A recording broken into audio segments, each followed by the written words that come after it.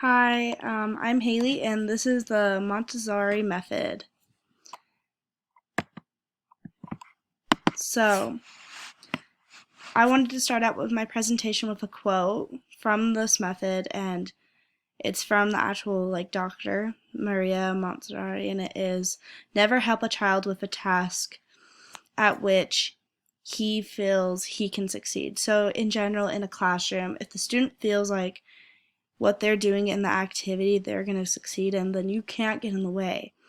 I mean, you could do this with a math problem. If they believe that they're going to succeed, why would you get in the way and help them? If they believe that they can write a certain way and do the tasks that you should do, you should encourage it and support them and let them do it.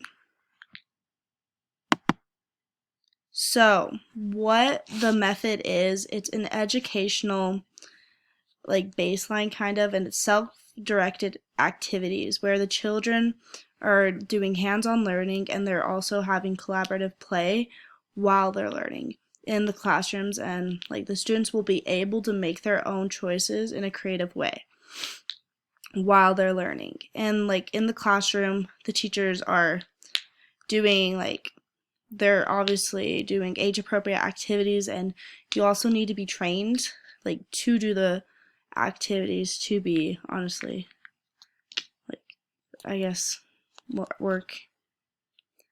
And another way to explain what it is the children will work in groups, but they'll also work individually to explore the knowledge that they're developing at the time. And you just have to remember that you want them to develop their maximum potential, which is the goal.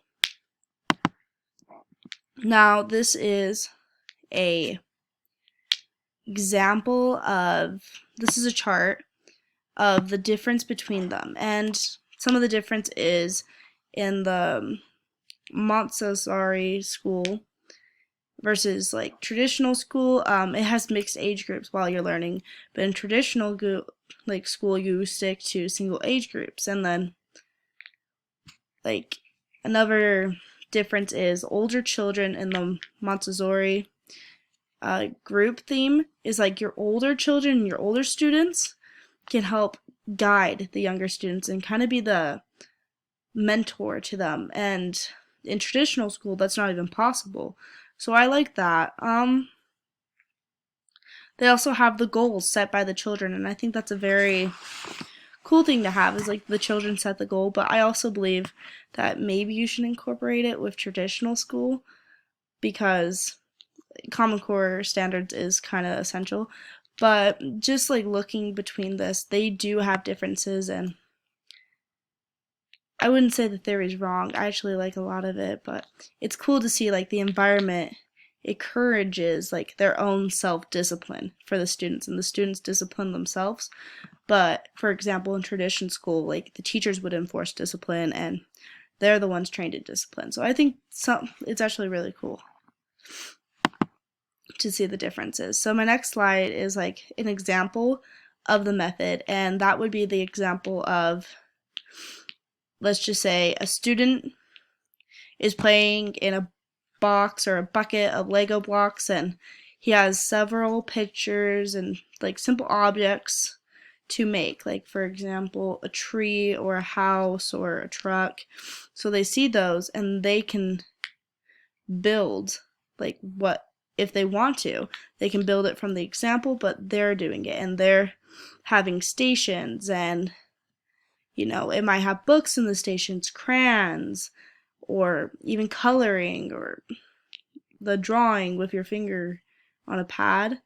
And it's just engaging activities, and that would be a great example of this Montessori theory.